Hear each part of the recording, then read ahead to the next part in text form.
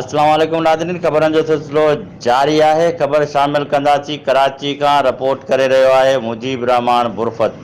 सहराब ॻोठ यूसी 8 गुलशन बलूच महला जे रवासिन पारां सीवरेज सिस्टम जे तबाही, गैस पाणी न मिलण ख़िलाफ़ हथनि में बैनर ऐं प्ले कार्ड खणी टाउन चेयरमैन लाला रहीम जे आफिस आॾो एहतजाजी मुज़ाहिरो करे सख़्त नारेबाज़ी करे धरणो हयो।